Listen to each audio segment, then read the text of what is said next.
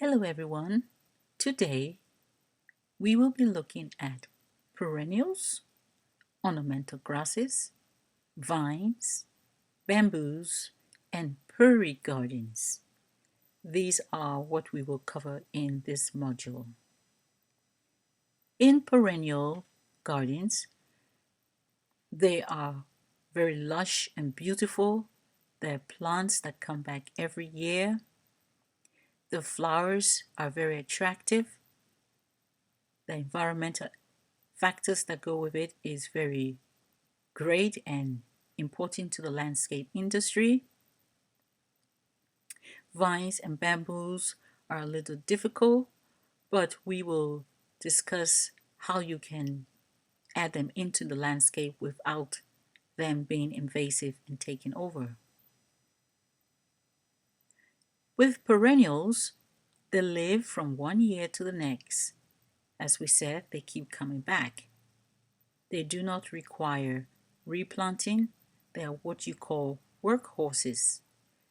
They come back every year. You have the chrysanthemums in the autumn, but you want to cut them back in the spring so they will look really attractive by the time the autumn comes. The irises, the peonies. Peonies are a little funny sometimes. It has some diseases that come with it, but don't worry about it. It's beautiful in the spring. These perennials are known to live for more than 100 years. So once you establish your perennials in your garden, try not to take them from the different spaces. They do not like to be moved about, but they like to be uprooted, to be divided and replanted elsewhere, but the original plant likes to stay in its position. Here are some very easy guidelines when you are planning your perennial beds. Make sure that you have plants that are taller to be placed within the center, and those that are shorter to be on the edges. You might want to plant your herbaceous or perennial beds along a property line or your fence line so that it gives a beautiful display.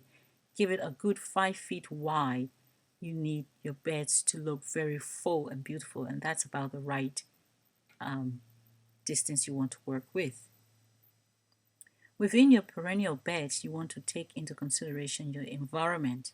The environment, the soil type, the drainage, the topsoil, organic matter that you will be adding to the soil, the light and exposure of the plants, and what will the view of this border looks like from the house, because it is also going to be a showstopper.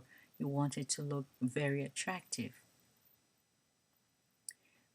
Perennials, again, is also very personal. When you're sitting with your client, talking with them, find out what color scheme they have in mind, texture, shape, the growth of the plant, the climate you are working with, so you can be able to select your plants that will be successful for both your company and the clients. When designing with perennial gardens, do remember that there are many aids out there.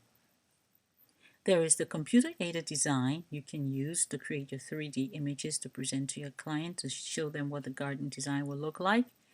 Or you can have your Gertrude Jekyll style. She's a famous garden designer from the United Kingdom, and she has gardens that will be flowering all year round from the spring to the fall. Sometimes you will even find things in the winter months as well. Take into consideration the design, the tools you'll be using, the soil, the time of the blooms, the spacing. All of these things helps to make your perennial garden very beautiful. Soil preparation and fertilizer. Once again, when adding fertilizer, make sure you have a certified person on site. Soil must be well prepared. You want to dig in your organic matter. Make sure that all the drainage is sorted out properly, and test your soil to make every bed looks very beautiful. Mulching in a perennial flower bed. Now that is something you have to make a decision whether you want to mulch or not to mulch, because you can plant in such a way that the flowers themselves create the mulch. But if you have more spaces in between, you will want to use the mulch. And the mulch really is for an aesthetics purpose. It also helps to control weeds, conserve moisture within the soil, and promotes an even ground temperature. Some mulch will also influence the pH of the soil.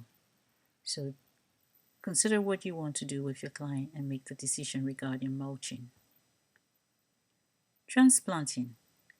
When transplanting your plants, make very careful decision about this.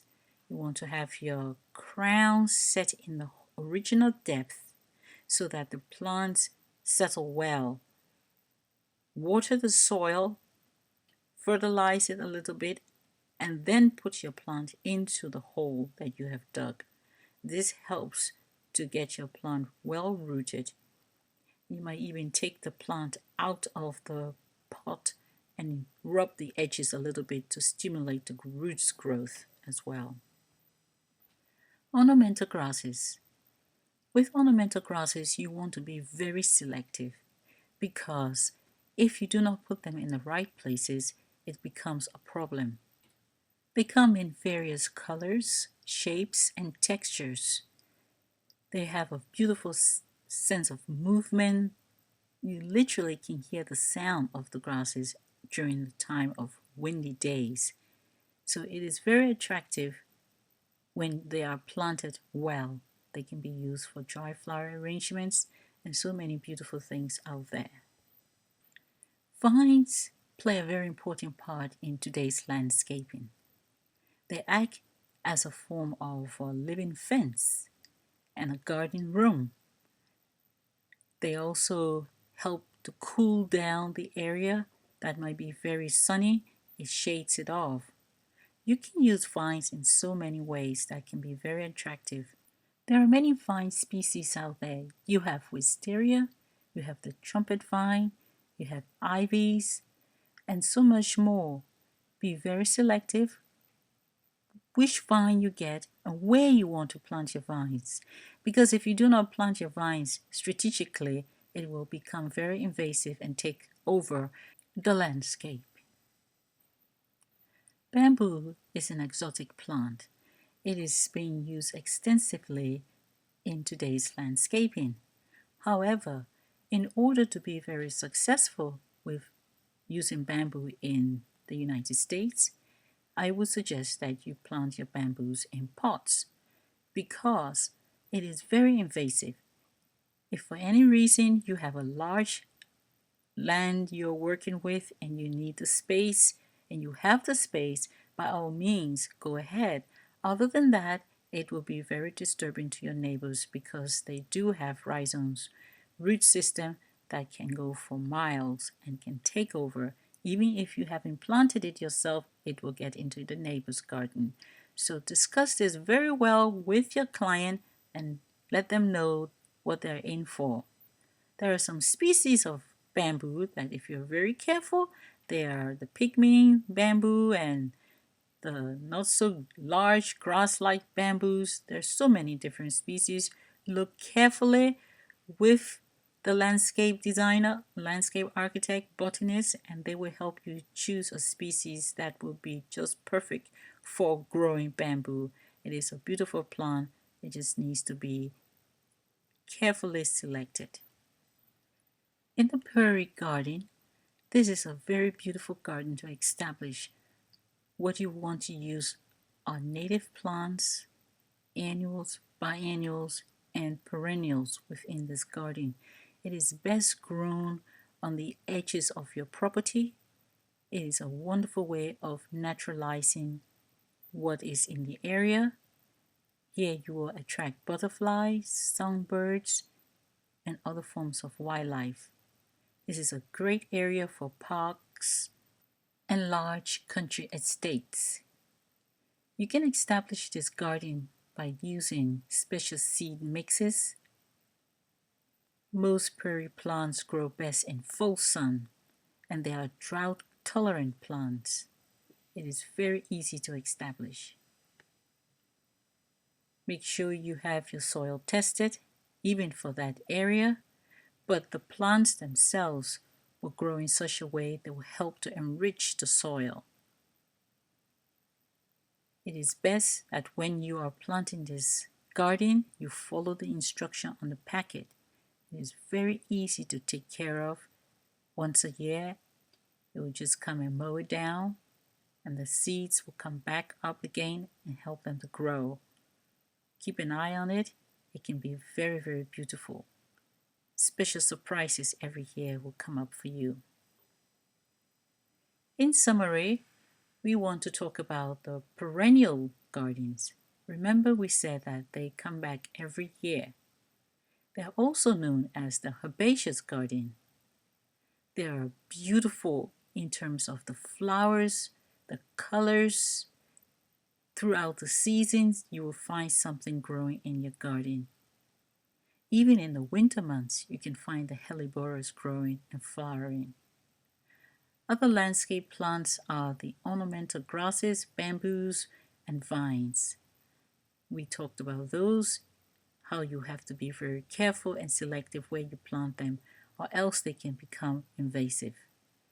And the prairie gardens, also known as the native plant gardens, they are easy to get naturalized and just using seeds and setting aside an area for the wildlife to live. It's a beautiful form of gardening. So all these gardens we talked about, you have to take into consideration where you want them to be planted, what time of the year you want to see certain flowers come up, for what purpose you want these gardens to be designed. You and your client sit down and you make this discussion and you come up with a beautiful garden that will be for years to come. Thank you and have a beautiful day. See you next time.